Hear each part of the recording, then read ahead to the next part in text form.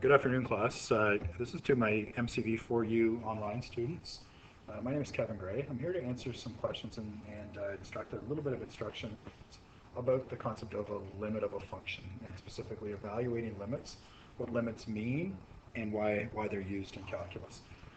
Limits help us understand rates of change and evaluating functions, specifically around the neighborhood of a point or in and around a specific point. Limits are used to develop the definition of a derivative. Okay, so right from first principles, we'll see when we do calculate derivatives and find derivatives, we need the definition and an understanding of a thing called a limit of a function when we go and undertake this important aspect of introductory calculus. So let's consider the function x squared minus 6x plus 8 all over x squared minus 7x plus 10, and call it, focus on in and around when x equals 2. Here's my function graphed in Desmos, and I notice that it's a rational function. I know that from advanced functions. I notice it's a rational function, but when I zoom in and around x equals 2, I get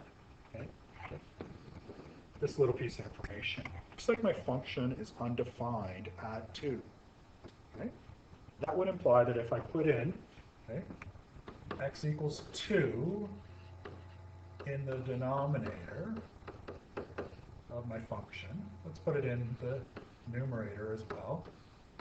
Let's substitute. What I'm doing here is substituting x equals 2 into my function. Again, in my numerator, 4 minus 12 plus 8 over top of 4 minus 14 plus 10. And 4 minus 12 plus 8 is 0.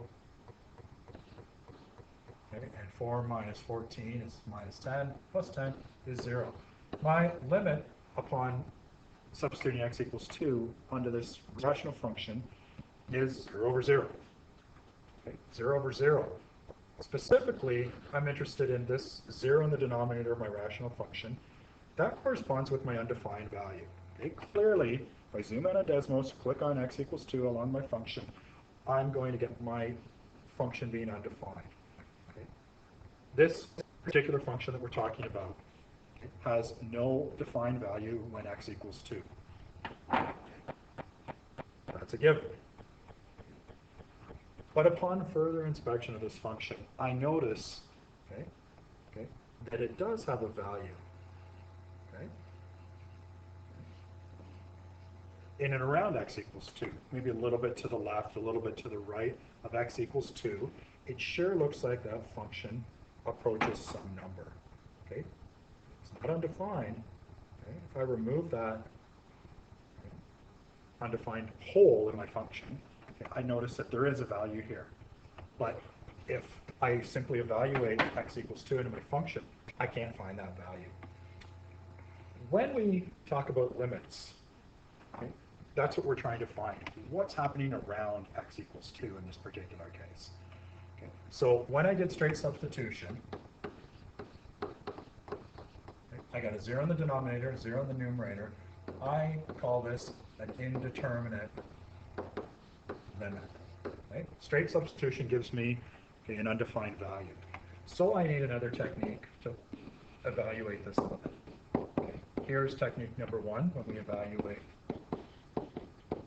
and try and find the value of a limit without applying the straight substitution.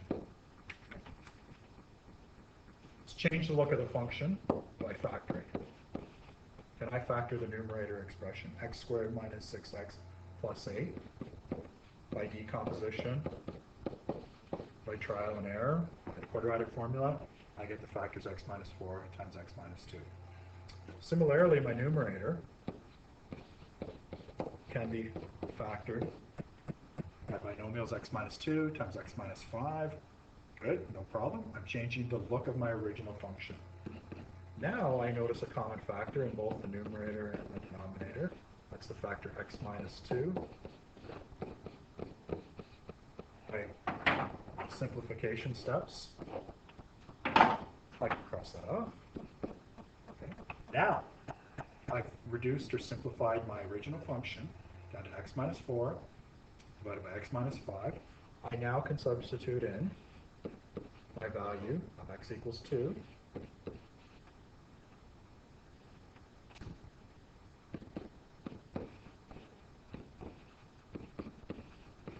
And it looks like my limit as x approaches 2 of my original function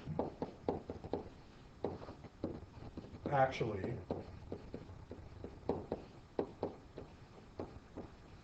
approaches 2/3.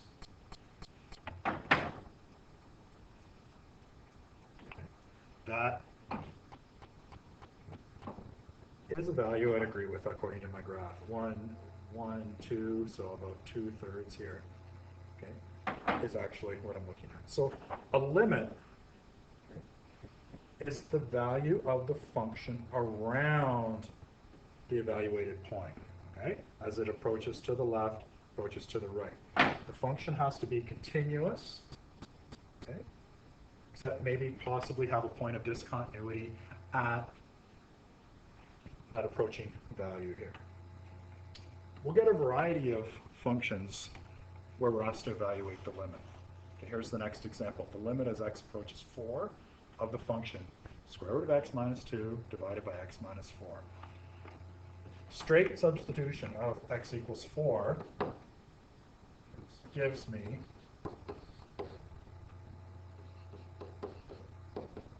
an indeterminate limit. So I need another technique in order to find this value. What value is being approached when x is approaching 4 of my limit? The technique for dealing and working with a radical limit is to multiply by the conjugate.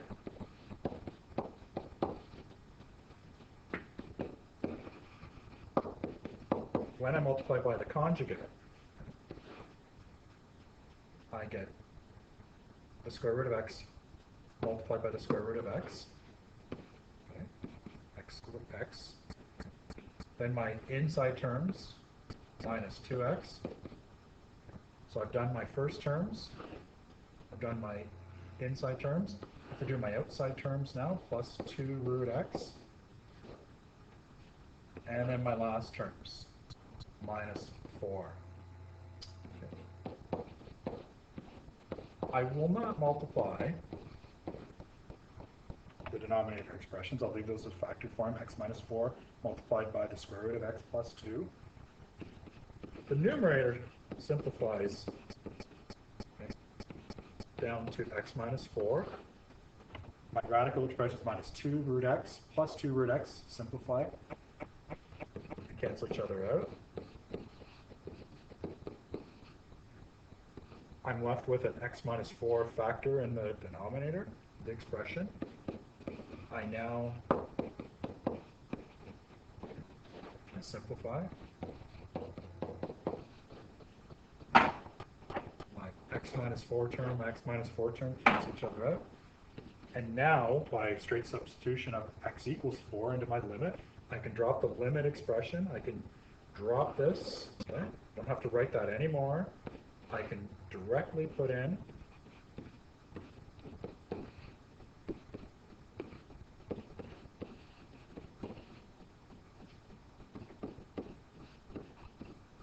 so my limit as x approaches 4 of this function is approaching 1/4. That's what the numbers are converging to. So my function is converging to. My y value is 1/4 in and around x equals 4. Okay.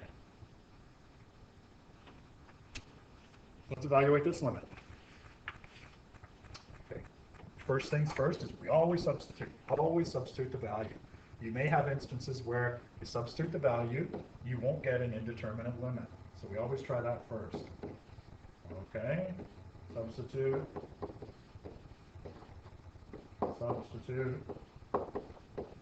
Looks to me like I have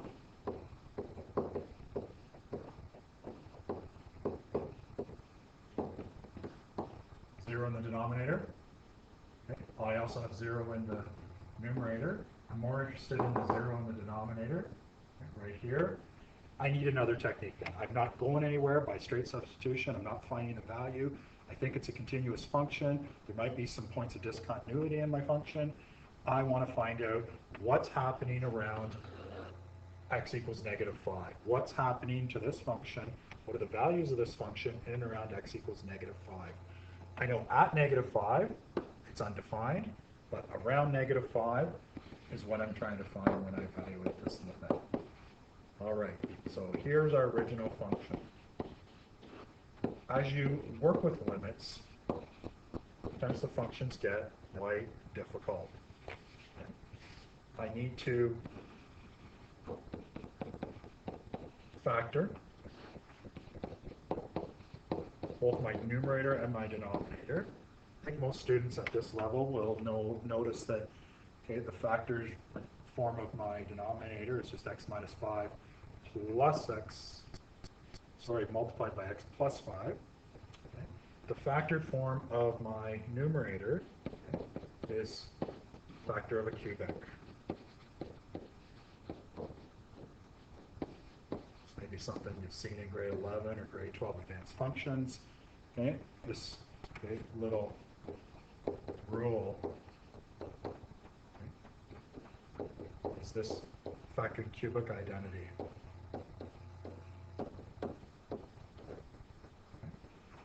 Okay, and great. It looks to me like we have a common factor for both the numerator and the denominator. Here's some other factor here.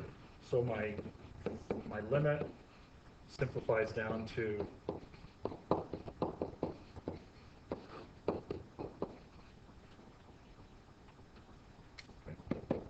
now I can straight substitute, so I can stop writing or eliminate my limit as x approaches -5 step. And I have -5, take away 5.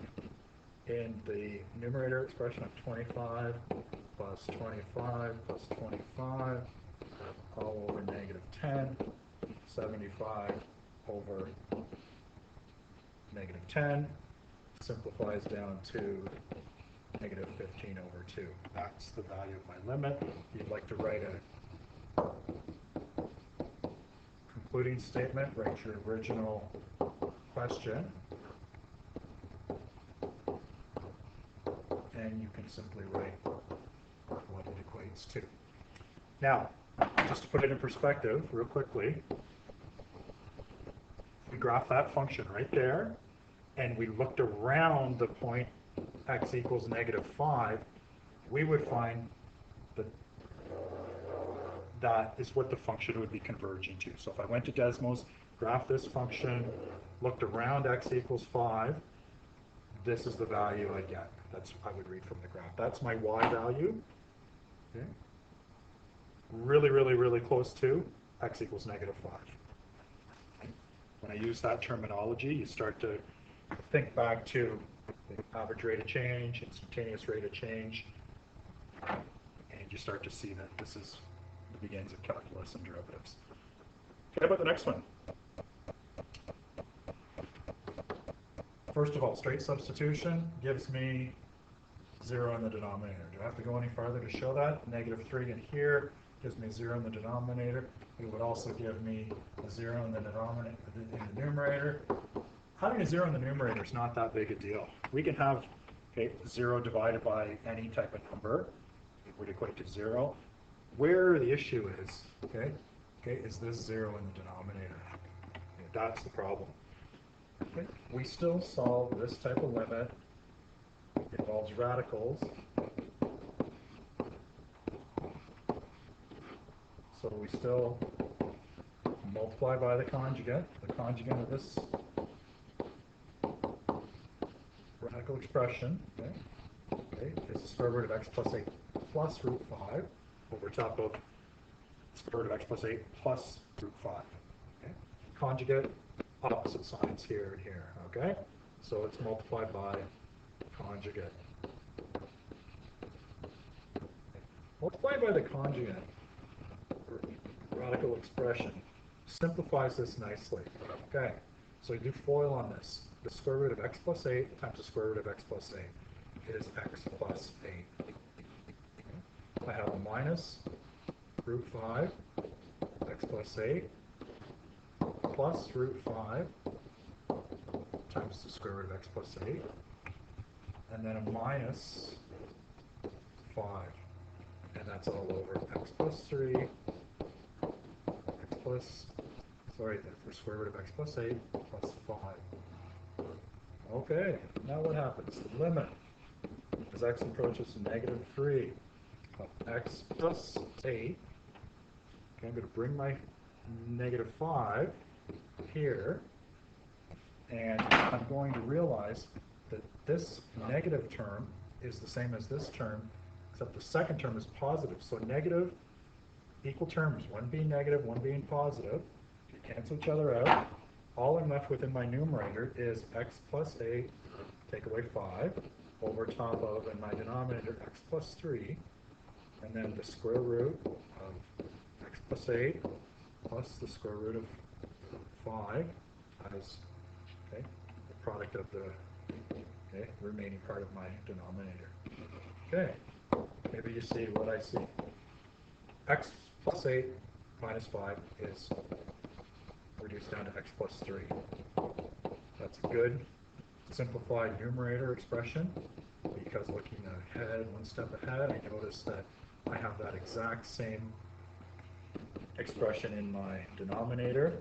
That was the problem area right there. The x plus 3 factor upon substitution of x minus 3 gave me that indiscriminate value, that 0 in the denominator. Now I've removed it, and I won't have it anymore. That's exactly what I want to have happen when I deal with a limit. Now that's my simplified form. My original function has been changed by multiplication of a conjugate, has been changed to this function right here. Now I can substitute in x equals negative 3. I can evaluate my limit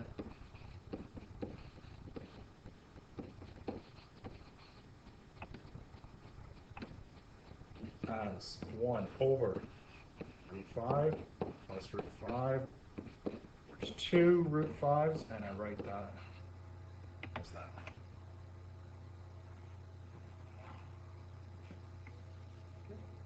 That's how you deal with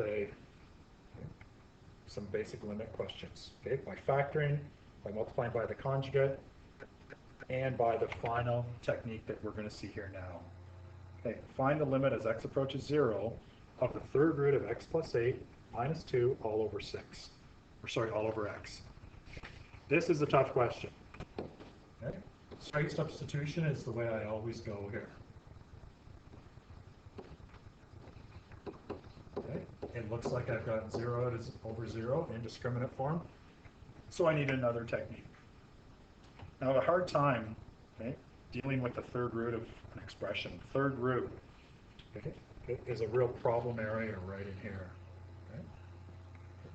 So I'm going to do a technique called the change of variable technique. My messy third root of x plus 8, okay, I'm going to let equal m. Okay, I'm going to change the variable. All the messy part of that original function, third root of x plus 8, I'm just going to turn that into m. Okay. So if I raise both sides to the power of 3, I get rid of my third root. I have x plus 8, but I make the right-hand side m to the power of 3. All right, that's fine. X would equal m to the power of 3 minus 8. Okay, I'm going to use this in my limit question. I'm going to use this expression in my limit question. I need a substitution for the third root of x plus 8. Okay, so I need this one here. Okay. And I need this one here. I need a substitution for x in terms of m. I need this one here. That's x in terms of n. I also need to consider what's happening when x approaches 0. That's the limit I'm trying to evaluate. As x approaches 0, what's m approaching? I'm going to change my limit in terms of x to a limit in terms of m. is what I'm trying to do. Because if I write everything in terms of m, it's going to be easier to work with. But what is that corresponding m value when x approaches 0? Okay, well, when x approaches 0, okay, maybe I could use this expression right here as x approaches 0. Okay, so what's as x approaches 0? As x approaches 0, m minus 3 approaches, m minus 3 take away, sorry, m to the power of 3 take away 8 approaches 0. Okay. 8 equals m to the power of 3, and m equals 2. So as x approaches 0, the corresponding value of m is m approaches 2. So I bring all this stuff together here. I bring all these things together and rewrite my limit as m approaches 2. Okay. My third root of x plus 8 now is going to be m, still minus 2, and my x, okay, I found to be this, m to the power of 3, take away 8. So I've changed my variables. I've gotten rid of all my x's, changed them to m's. Now, that to me looks like a pretty manageable function to evaluate. Notice that I still have my indiscriminate form, right? If I put in m equals 2, okay, into this function right here, if I put in m equals 2, I would still get 0 over 0. So that's okay. Okay, I want that indiscriminate property preserved here when I evaluate my function. All right, let's factor. How do I factor m to the power of 3 minus 8? Okay. If you recall, factoring a cubic,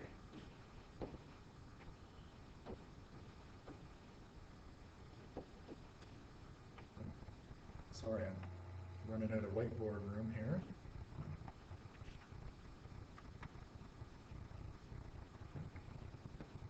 My m minus 2 cancels with my m minus 2. I've got the limit as m approaches 2 of 1 over m squared plus 2m plus 4.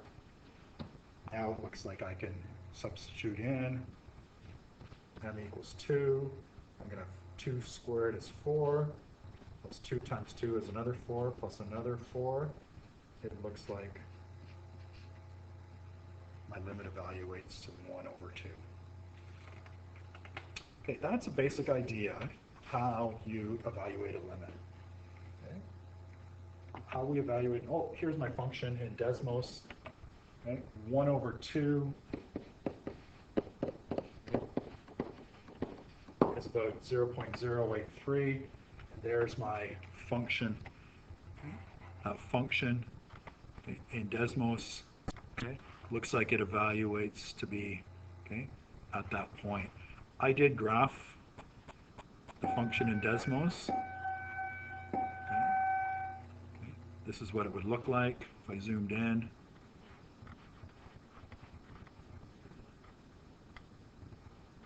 Okay. Get right in that area as well. Okay. That gives us an idea. Just to summarize, okay, how do we evaluate a limit? We directly substitute in the value. We plug it in. Okay? If we get an indiscriminate form of a 0 in the denominator, we have to factor and simplify it. We try to eliminate the common 0. Then we plug it in. We might have to simplify it by way of multiplying it by the conjugate. We can graph it and evaluate it, check for it. We might have to change the variable, and we can make a table sometimes as well. But we're interested in evaluating, okay, functions, okay, as a limit approaches a particular value. Hope that helps you answer some questions. Thank you very much for your time. So long.